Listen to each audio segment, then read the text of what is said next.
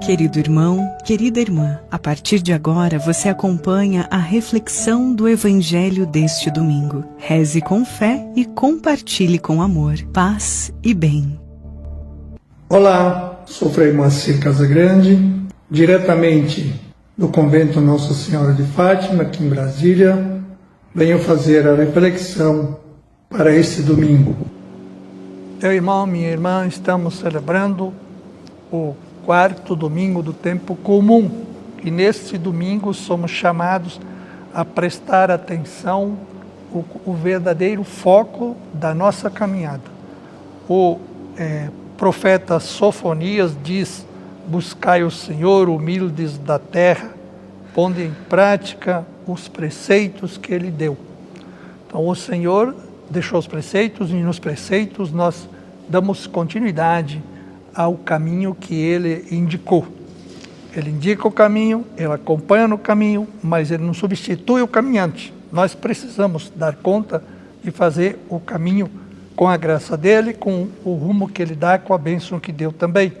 Então Ele diz assim, é preciso confiar em Deus, é necessário, não é fantasia.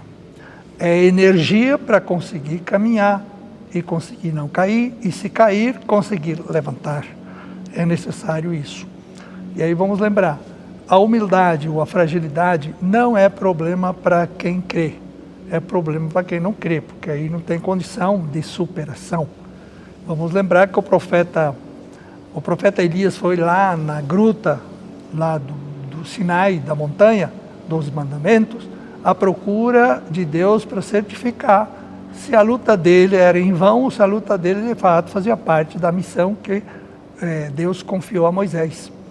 E aí Deus mandou ele ficar atento lá na montanha, e veio o terremoto, e veio a ventania, e veio uma porção de coisa, e vulcão, e nada disso apresentava Deus. Aí na brisa suave que Deus se apresentou. O profeta Elias ouviu lá de Deus que eu deixei 7.000 homens lá onde você saiu, de você fugiu, e fiéis. Eles não fazem barulho, eles simplesmente creem e vivem a fé lá no seu dia a dia, lá no seu lugarzinho. Vai lá encontrar eles e não vem reclamar aqui de mim que as coisas estão perdidas. A causa de Deus nunca está perdida. Agora, nós podemos estar perdidos porque não abraçamos a causa de Deus, e isso é absolutamente necessário. Continuamos aí, essa é da primeira leitura. Da leitura seguinte, nós vamos encontrar então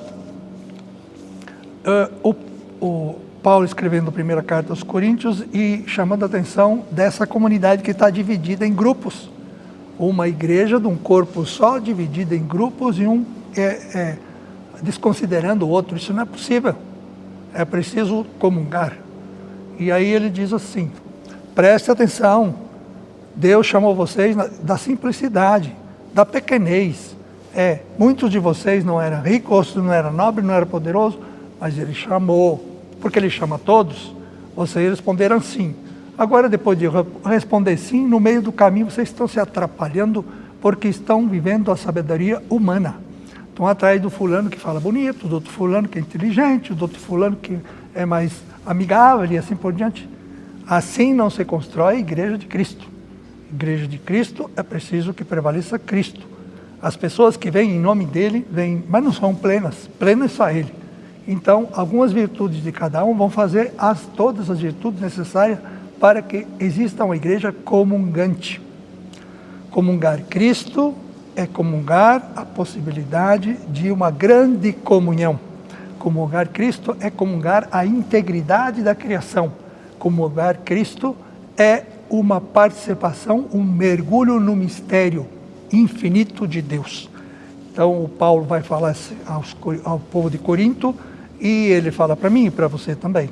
Cuidado com esses negócios de criar grupo de preferenciais e assim por diante.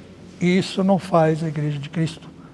Depois nós temos então, no evangelista Mateus, do capítulo 5, ele vai apresentar, aliás, no evangelista Mateus, no capítulo 5, sim, vai apresentar as bem-aventuranças.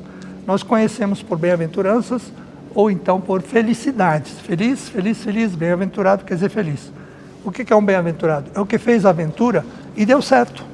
E o que é uma aventura? É um passo além daquilo que eu tenho concretamente, na confiança de que seja possível, mas seja possível realizar. Então, aventurou, tentou, deu certo e se deu bem, né? O que é um mal-aventurado? É aquele que fez a aventura e não deu certo. Então aqui nós temos nove bem-aventuranças, 9 felicidades. E dessas 9, 8 dizem respeito a todo ser humano que está naquela condição. Por exemplo, felizes os pobres em espírito, porque Deus é o reino dos céus. Ele é judeu, ou ele é grego, ou ele é não sei o que, pagão. Isso não importa. Importa que ele vive essa realidade e isso lhe dá a realização. O outro é feliz aquele que está chorando, está aflito, está sofrendo, né? E feliz, mas como feliz que está sofrendo? Está sofrendo porque o próprio sofrimento mostra que é uma situação que não é humanizante e é preciso então que se saia dela. E alguém, o Senhor, vai dar esse consolo e esse conforto. Através de quem? Através de alguma pessoa que vai socorrer. É assim, o Senhor atua por meio de pessoas que se põem à disposição. Ele fala da justiça também. Ele fala dos que sofrem a injustiça e fala daqueles que vão praticar a justiça e sofrem por causa disso. É uma verdade até hoje. A pessoa foi injustiçada, alguém que entende de lei vai lá ajudar ela a ser justiçada, e então vai ser injustiçado também, porque tem alguns que acham que eles são dono do mundo, e esqueceram que o dono do mundo é Deus, e não é um dono que se agarra e mata os outros, não, é um dono que quer salvar a todos e quer que todos tenham condição de conviver no mundo que ele criou. E aí então nós temos essas todas bem-aventuranças, que eu quero fazer o destaque assim, um destaque é esse: felizes os que promovem a paz, porque serão chamados filhos de Deus. Tá? Promover a paz. E aí temos São Francisco de Assis, o grande promotor da paz. E ensinou que o caminho da paz é o caminho da irmandade, que é o caminho da fraternidade, do entendimento, é o caminho daquele que se doa para o bem dos outros e não pega os outros para o seu próprio bem. Viveu, vive e continua hoje, inclusive, agora com o decreto do Papa Leão XIV, do ano jubilar franciscano. Estamos numa igreja ministrada por franciscanos e nessa igreja nós podemos ter a indulgência plenária. Então, em busca do quê? Da realização da paz. Tem distinção. Tem o pacífico, que é aquele que não briga. Tem o pacificador, que é aquele que aparta a briga.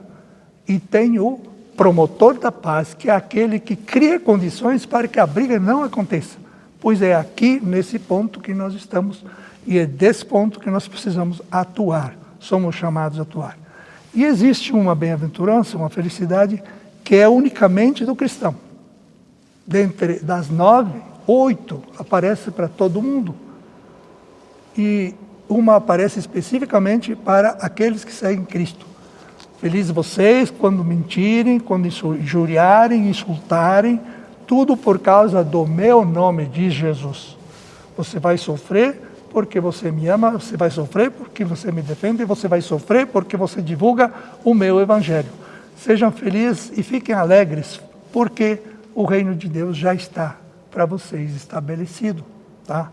Então, o sofrimento é temporário, é passageiro, e a felicidade é eterna e é para sempre. Então, o caminho da santidade, das 9 dimensões, nós temos essa daí que depois vai continuar na própria explicação ou na própria pregação de Cristo, segundo o evangelista Mateus. Vamos então tomar consciência disso, vamos então nos colocar ao pé disso e nos oferecer, sem retirar-nos do caminho que assumimos da evangelização, especialmente pelo testemunho. Vamos trabalhar pela paz, vamos nos doar pela paz e vamos morrer pela paz.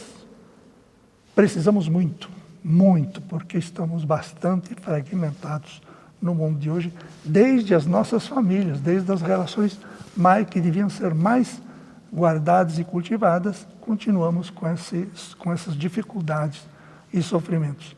Mas isso é passageiro, porque o reino de Deus acontece e vai trazer todas as virtudes ao lugar delas, a partir daqueles que se colocam à disposição dele.